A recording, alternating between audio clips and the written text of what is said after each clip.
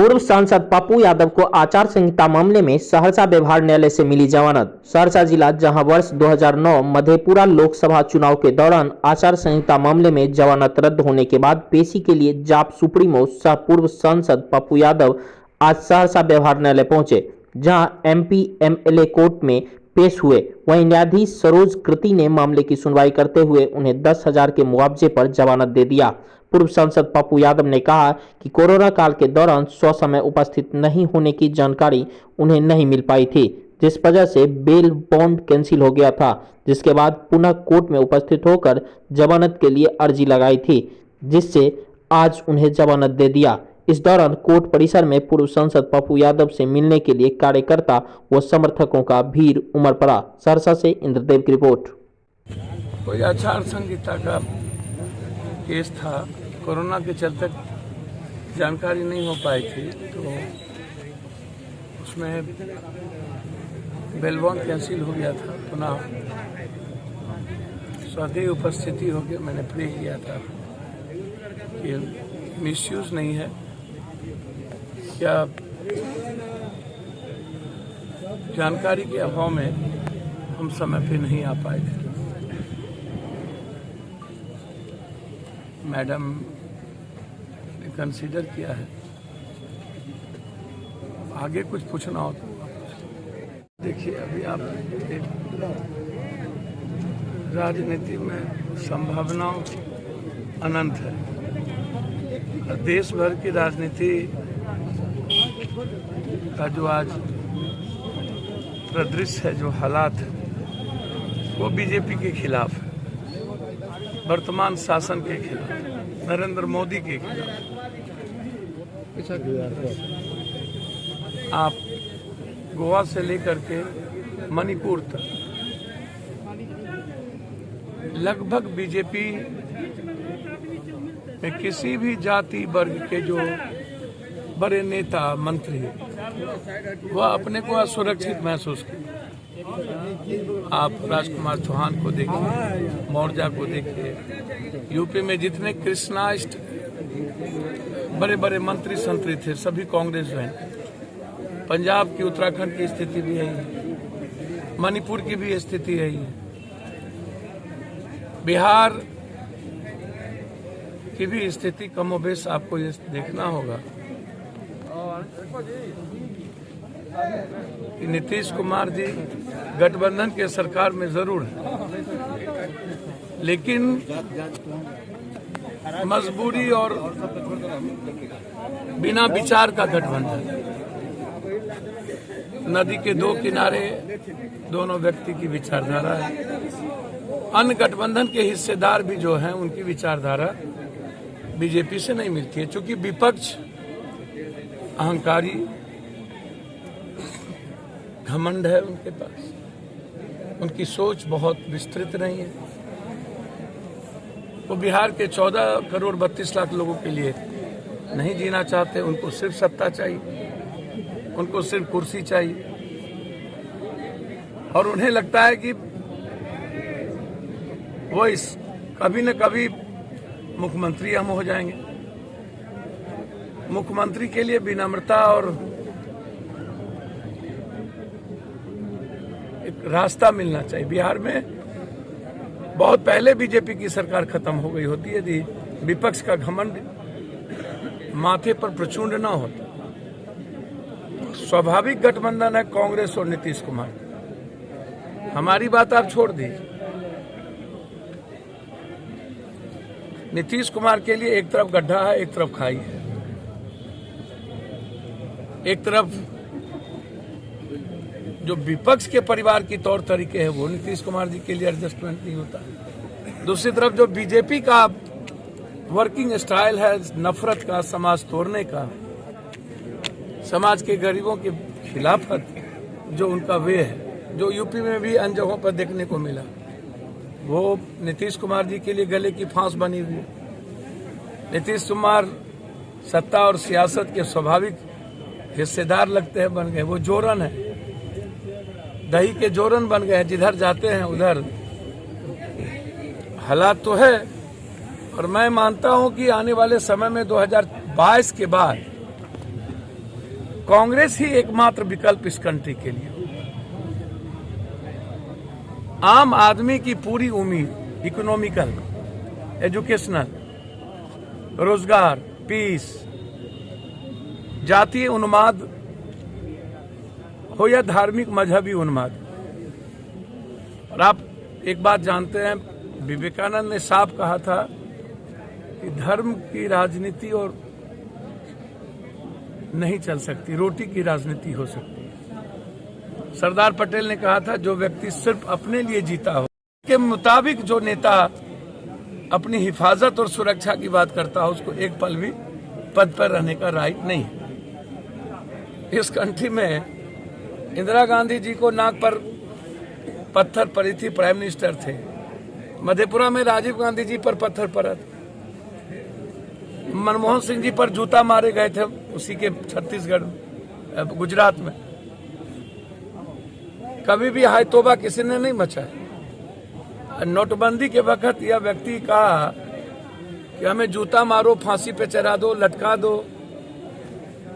700 किसान मर गए। 9 महीना में किसान के भीतर डर पैदा नहीं हुआ। 20 मिनट में भाजपा के वर्कर के बवाल में ही 56 इंच सीना वाले व्यक्ति को इतना खौफ पैदा हो गया। हम तो डेली अपराधी और माफियाओं से डेली मुकाबला करते हैं।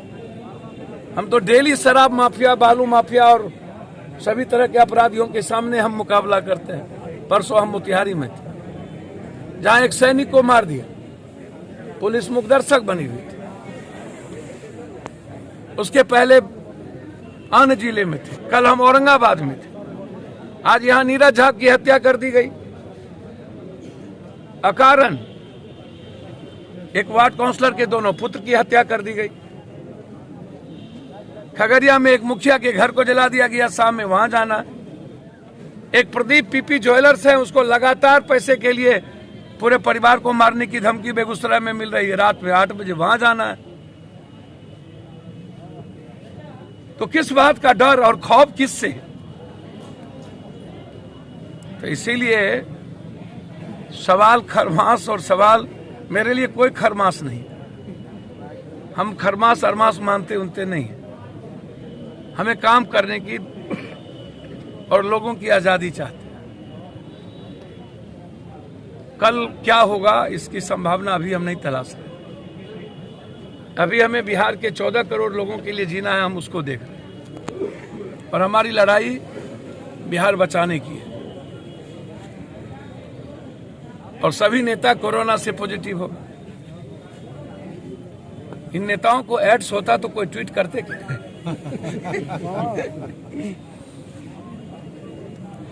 ये नेता लोग पैनिक क्यों बना रहे हैं? खांसी सर्दी को इसके पहले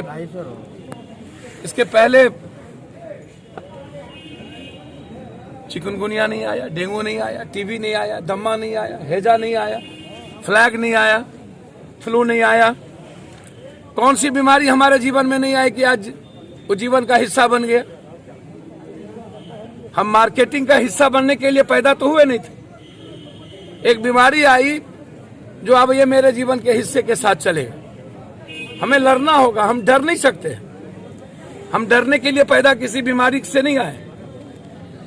और जब हमारे रोल मॉडल लोग ही पहले पॉजिटिव हो जाएं, बीजेपी और जदयू के लोग ही और पदाधिकारी ही सबसे ज्यादा पॉजिटिव क्यों हो रहे हैं? जब दुनिया के 64,000 एक्सपर्ट और साइंटिस्ट ने साफ कहा है कि यह जो डोज है, यह तरीका और ये डोज गलत है। मेरा तो जांच पर साफ क्लियर है कि हम इसके पहले खांसी सर्दी, हमारे पास काला जार, बहुत सारी चीजें होती थी तो हम तो डॉक्टर से सलाह लेकर टेबलेट लिखा लेते हैं। आज खांसी होते ही हमको जांच में क्यों धकेल दिया जाता है? और जांच का मानक 28 से 24 था अगली बार, और इस बार 34 से 38 किसने कौन कर दिया? ये WHO कौन है? हेल्थ वर्ल्ड सेंटर ये दलाल है ड्रग्स माफियाओं का। किसी कंट्री के द्वारा ये WHO गाइड होता है। हम WHO को नहीं मान सकते हैं, क्योंकि WHO कंप्लीट रूप से मेडिसिन माफियाओं के चंगुल में है, दहशत में है। हमें WHO पहले बताए, कोरोना पेशेंट जहां इलाज होता है वहां CCTV कैमरा बाहर से भीतर तक लगाए, उनके इलाज के प्रक्रिया को उनके परिजन भी देख सके। दूसरा, कोरोना के द्वारा हुए मौत का पोस्टमार्टम मेडिकल बोर्ड के द्वारा हो, जहां पर एक जज भी। बिना पोस्टमार्टम के कोरोना के मृतक के परिवार को हम कोरोना मानने को मैं व्यक्तिगत तैयार नहीं हूं, किसी भी कीमत पर। हमें कोरोना क्यों नहीं है? हम डेली 20,000 लोगों से मिलते हैं। अगले बार 7,000 लाश हम जलाए, उसके पहले हम लगभग 10 लाख से ऊपर लोगों से बाय हैंड हमने 2-2 हजार रुपया उसके हाथ में डाला।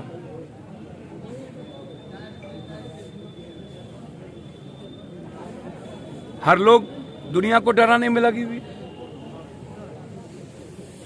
हम कानून को मानेंगे, हम साबुन लगाएंगे। साइक्लोन आ रहा है दुनिया में पश्चिम कोने से, अब पप्पू यादव छाता लेके निकल जाएगा तो छाता उड़ जाएगा, साइक्लोन नहीं उड़ेगा। तो जब इतनी बड़ी बीमारी आई हुई है तो इससे ये क्या है? मार्केटिंग। न्यायालय में आए तो डर से लगा ली, ये मार्केटिंग क्यों?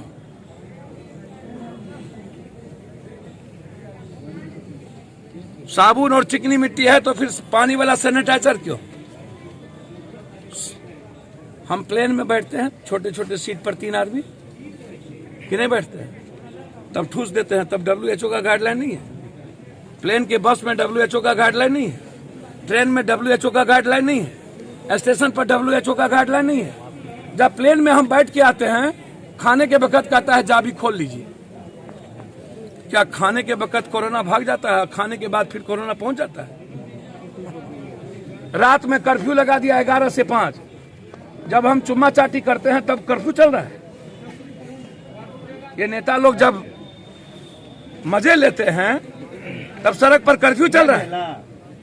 11 से 5 कर्फ्यू लग गई, दिन भर रैली करेंगे।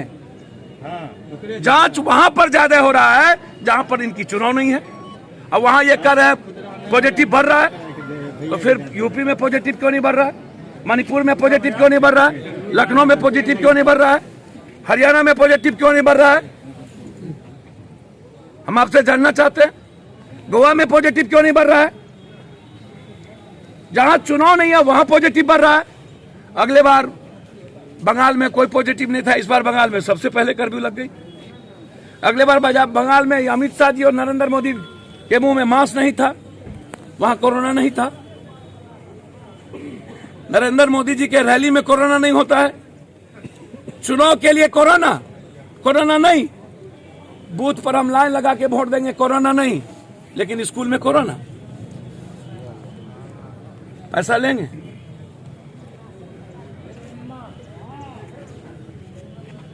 हम जांच के सख्त खिलाफ हैं। हम डॉक्टर से सलाह जरूर लेंगे। हम पैरासीटामोल खाएंगे, हम डायलोना खाएंगे, जरूरत होगी तो सुई लेंगे, लेकिन जांच करा करके डर पैदा नहीं करेंगे। एक, हमें किसी भी कीमत पर कोरोना से मरे हुए लोगों का पोस्टमार्टम रिपोर्ट चाहिए। तीसरा, CCTV कैमरा आवश्यक है। चौथा, बीमारी से हमें लड़ने दीजिए। बीमारी के चलते मिडिल क्लास कॉमन आदमी, किसान, मजदूरों की जिंदगी तबाह मत कीजिए। हम लॉकडाउन के खिलाफ हैं। लॉकडाउन यदि होगा तो कोरोना से कई करोड़ गुना ज्यादा गरीब, बेरोजगार, आम आदमी, लोन वाला आदमी, ट्रांसपोर्टर, छोटा दुकानदार मर जाएगा। दूसरा अंतिम बात मेरा यह है कि दिसंबर जनवरी में ही कोरोना क्यों आता है, जून में क्यों भाग जाता है? फरवरी में बजट पेश करना होता है भारत सरकार का। भारत के जनता का टोटल टैक्स का पैसा 3 हिस्सा कोरोना में डाइवर्ट कर देना है। अप्रैल तक नेता इसको लूटेंगे, पदाधिकारी रूम में बैठ के छुट्टी बिताएंगे, लॉकडाउन के नाम पर जनता को डराएंगे, विरोध करने की हिम्मत कम करवा देंगे और लूटने की आजादी घर में बैठ के लेंगे। बस इन नेताओं को सिर्फ लूटना है, ड्रग्स माफिया से पैसा वसूलना है, इन्हें आम जनता से मतलब नहीं है, इन्हें फिनिश कर देना है। इसीलिए हम कानून का पालन जरूर करेंगे, लेकिन हमारा विरोध जांच को लेके भी है, हमारा विरोध कोरोना के मृत्यु को लेके भी है। जब तक वो पोस्टमार्टम नहीं दिखाएंगे विरोध जारी रहेगा।